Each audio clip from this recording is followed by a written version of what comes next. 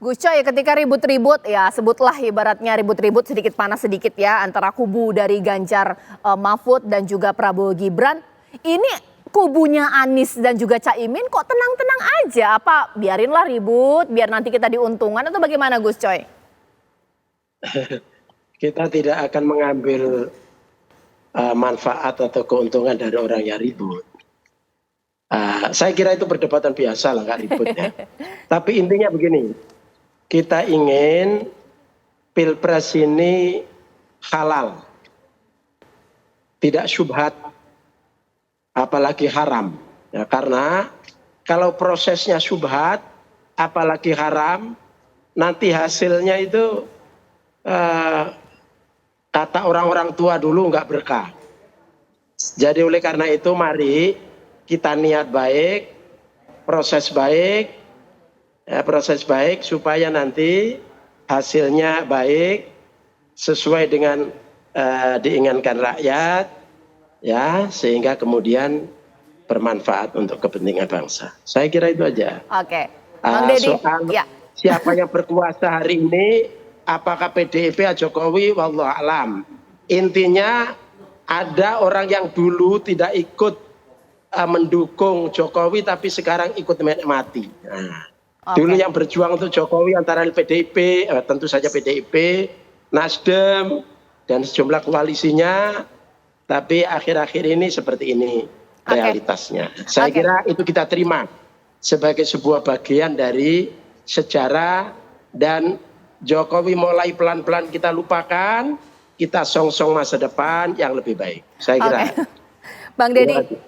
Sekarang boleh ditanggapi, ada tadi yang pasti ingin disampaikan dengan pernyataan Bang Daniel. Silakan Bang Deddy. Iya, pertama kita harus biasakan jujur ya, tidak ngeles. Karena dalam pidatonya di Lampung itu jelas-jelas Mas Gibran lah yang membakar semangat para peserta yang ada di situ.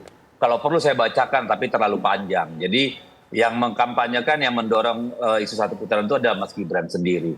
Yang kedua, Bung Daniel juga harus memisahkan antara partai yang menang pemilu, partai yang ada di pemerintahan dengan partai berkuasa. Kita tidak menganut sistem parlementer. Yang berkuasa itu adalah presiden eksekutif. Jadi tidak ada kekuasaan partai politik di situ gitu ya. Yang berkuasa adalah Presiden Republik Indonesia. Apakah PDI Perjuangan ada di dalam kekuasaan? Yes, melalui menteri-menteri. Tapi menteri itu adalah bawahan presiden gitu loh. Itu yang kedua. Yang ketiga, soal yang bertanggung jawab Menko Polhukam. Menko Polhukam itu kebijakan, ya. Jadi kebijakan dan dia tidak punya pasukan. Dan beliau sendiri sudah berkali-kali berbicara di ruang publik soal itu. Yang ketiga, yang keempat ya, soal di Papua itu. Itu kan bupati, pejabat bupati ya. Setahu saya kader Golkar diusung oleh Gerindra juga gitu. Dan kemudian dia membuat kabar yang beredar ada fakta ya, walaupun tidak ada tanggalnya, nggak tahu kita kapan itu benar atau enggak. Dan sampai sekarang kita tidak dapat klarifikasi. Di media sosial juga terlihat bagaimana mudahnya membuat yang seperti itu. Mari kita tunggu, jangan sujud, dan mari kita lihat apakah itu memang sesuatu. Kalau mau ditanggapi 1 menit saja ya Bang Daniel ya. Yang terjadi. Mbak Caca, saya ini waktu saya sudah habis ya, boleh 1 menit saja nih, waktunya sudah habis Bang Daniel, 1 menit saja. Saya setuju dengan Bang Deddy, ada baiknya nggak ngeles, barusan Bang Deddy ngeles banyak sekali. Jadi saya ingin katakan bahwasannya fakta misalnya menuduh bahwasannya kita menggunakan perangkat desa. Hari ini misalnya Jawa Timur. Saya tidak menuduh kalian loh. Saya mengatakan adesi yang harusnya nggak boleh gitu loh.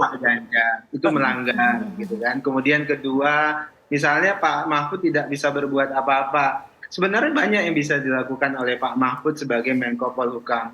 Beliau bisa panggil semua anak buah yang di bawah koordinasi beliau, polisi, jaksa, semuanya bisa dipanggil. Jadi kalau kemudian ada fakta kecurangan, berarti memang ada yang dikoreksi dengan kinerja Menko Polhukam dan sebagainya. Itu poin pentingnya, dan itu adalah cawapres itu Bang Deddy. Jadi saya sepakat penuh dengan Bang Deddy. Baik Bapak-Bapak, sudah cukup habis segmen saya Bang Deddy. Nanti kita tambah episode ya Bang Deddy ya. Apa kabar Indonesia Malam jilid 2 dan dibahas ini. Ya, ditahan dulu Bang Deddy. Terakhir Bang Rai 1 menit saja. Kalau mau 1 putaran, kerja keras harus ekstra? Karena sama kekuatannya, sama-sama kuat tiga pasangan ini, bagaimana? Iya, saya nggak merasa bahwa itu kan satu putaran, Ya, soalnya. Jadi iya, benar-benar, kalau benar-benar. dilihat dari ini, keyakinan saya sih 2 putaran gitu. Karena itu tadi, ini masih banyak kok momen-momen di mana Iya. para pasangan calon ini bisa mendapatkan suara. Baik. Misalnya migrasinya Pak Ganjar itu udah maksimal atau belum.